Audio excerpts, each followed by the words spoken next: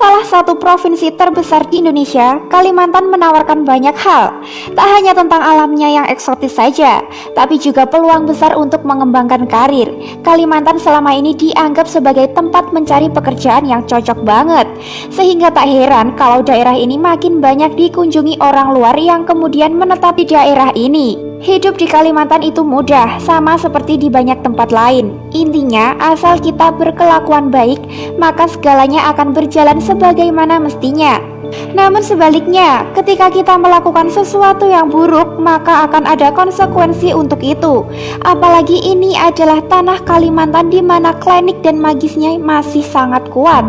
Di Kalimantan juga ada semacam aturan khusus yang tak boleh dilanggar oleh siapapun, apalagi para pendatang. Konon, ketika seseorang tidak mematuhi aturan ini, maka sesuatu yang buruk akan terjadi. Lalu, aturan apa saja yang dimaksud? Berikut ini adalah 5 aturan suku Dayak yang ada di Kalimantan.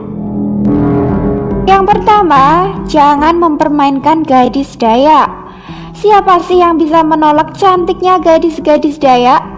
Paras cantik dan alami itu pasti bisa menjerat siapapun untuk jatuh cinta, termasuk para pendatang. Nah, ada satu hal yang perlu diperhatikan terkait dengan gadis-gadis Dayak.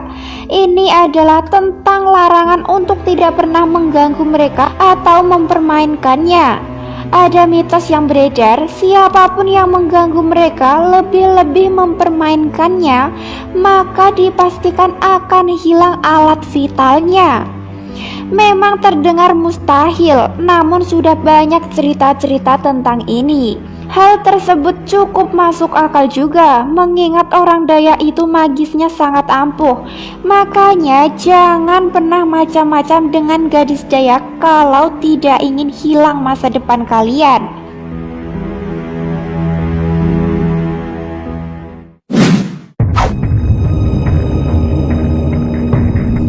Yang kedua, dilarang menghina patung kayu.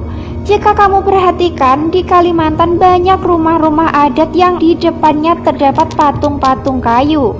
Konon, ini bukanlah patung biasa, melainkan sebagai simbol orang-orang yang sudah meninggal. Aturan yang ada tentang patung kayu ini adalah jangan pernah menghina bentuknya sekalipun dalam hati. Ada banyak kejadian orang-orang yang menghina patung-patung ini dan kemudian diganggu oleh makhluk-makhluk halus. Gangguan ini akan tetap ada sepanjang seseorang tidak mau meminta maaf kepada keluarga dari pemilik patung tersebut. Terdengar tidak masuk akal, namun hal ini sering terjadi di sana.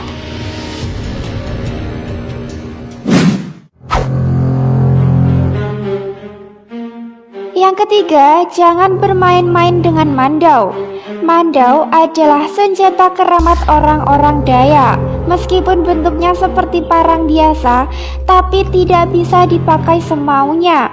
Harus ada alasan khusus kenapa mandau sampai keluar dari sarungnya.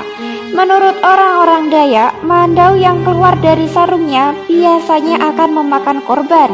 Makanya bagi pendatang jangan bermain-main dengan senjata yang satu ini. Orang-orang setempat sangat menghormati senjata ini, makanya kita pun harus melakukan hal yang sama.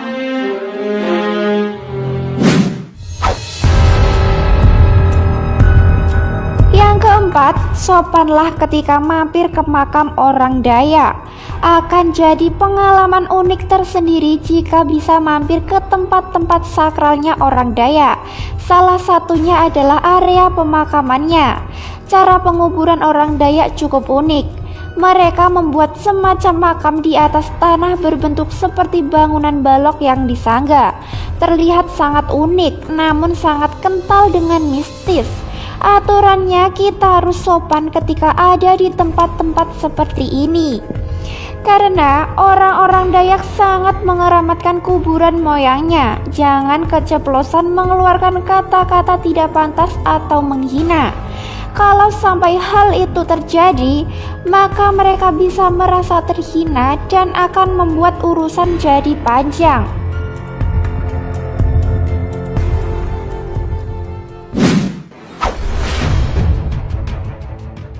Yang kelima, jangan memandang rendah orang Dayak.